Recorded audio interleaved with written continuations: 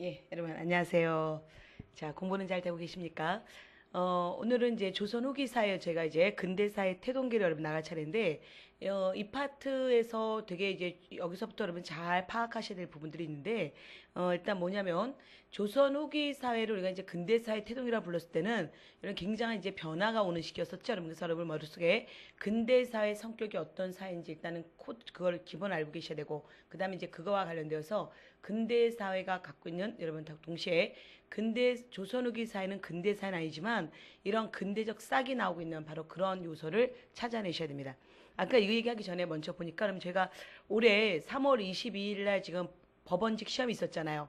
그래서 여러분이 법원직 시험도 우리 지금 시험하고도 여러분 다 연관이 되기 때문에 시험을 보신 분도 계시겠지만 또 여러분 그쪽하고 이제 관계없이 여러분 공부하신 분은 꼭 확인해 주세요. 제가 그 이번 주 월요일 날 법원직 그 해설을 좀 했어요. 해설 강의를 해가지고 여러분 조만간 저희 홈페이지에 국사.co.kr에 동영상으로 올라갈 건데 일단 여러분이 그 거기서의 문제 코드는 지금 제가 깜짝 놀랐던 게 그 카페나 이런 뭐 법원직 그런 학생들 카페에 가보니까 학생분들이 굉장히 문제가 어려웠다 국사가 이런 얘기를 하시는데 그거는 너무 여러분 실망스러운 분위기고 상당히 쉬운 문제였고요. 제가 늘 강조했던 여러분 지금 문제 패턴이 다 어떻게 바뀌었냐면 한국사 능력 검정 패턴으로 바뀌고 있다는 거. 그래서 문제가 지금 다 거의 다 지문지시형 문제고 상황을 알아야 되는 문제들 그런 것들이 코드였었죠. 그래서 사실은 그런 유형의 문제만 공부하신다면 그런 기본 요즘 최근의 문제 유형을 잘 공부하셨다면 이런 문제들은 별로 이렇게 어려운 문제는 아닙니다. 그래서 여러분 항상 공부는 좀 제대로 어렵게 하셔가지고 시험은 쉽게 보셔야 되는데 수험생들은 그 반대예요. 좀 쉽게 좀 느슨하게 공부하셔가지고 시험 현재 시험에서 뭔가 좀 대박이 나왔으면 그런 거는 여러분 좀 좋은 태도가 아니죠. 그래서 결국 그런 조금 연습하지 못한 그런 태도가 문제가 나왔을 때는 상당히 어렵게 여기십니다.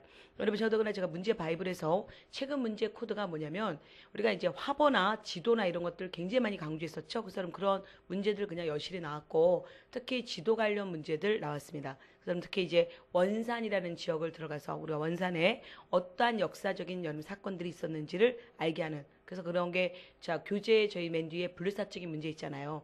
그러면 사실 문제 바이블에 있는 문제만 보면 선생님 저희 만점 받을까요? 그건 아니죠.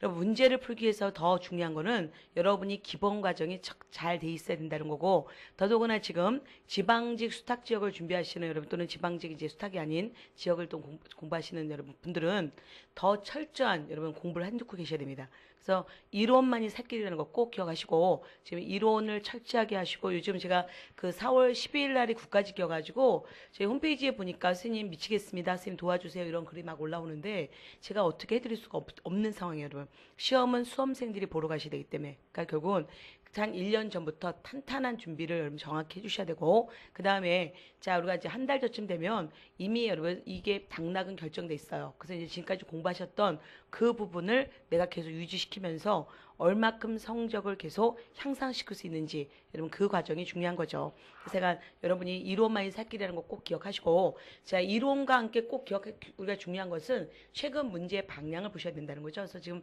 문제 바입은 그런 유형의 문제를 좀 제시해 드리려고 지금 여기 안에 한국사 능력 검정 문제 그 다음에 제가 예상 문제에서 조금 그런 응용하는 문제들을 좀 제시해 드렸는데 그런 문제들이 그대로 나왔다는 거예요. 그래서 여러분 이거는 뭐 그게 뭐 제가 특별해서가 아니라 그 문제 유형을 읽을 수 있는 계속 노력을 하는 거죠. 그래서 이제 수험생들은 그냥 가만히 앉아 계셔서 그냥 있는 것만 먹으려고 하지 마시고 자기과 시키지 않으시면 어렵다는 거예요. 왜냐하면 우리가 이제 시험은 지금 여러분 제가 이번 법원직 시험 문제 보면서 느낀 게 뭐냐면 영어도 굉장히 지금 학생들 영어도 어려웠다 뭐 그런 얘기를 하시던데 사실 그가 다 굉장히 긴 지문들이 나온다는 거예요. 그래서 수험생들이 이제 어렵게 느끼시는 거죠. 그 지문들이 나오는데 그 지문들을 통해서 이제 그 선생님들은 그 문제를 낸 교수들은 각자 소식껏 내다 보니까 자기 문제만 보는 거예요. 그래서 이제 문제를 잘 냈지만 그 5문제가 여러분 이제 5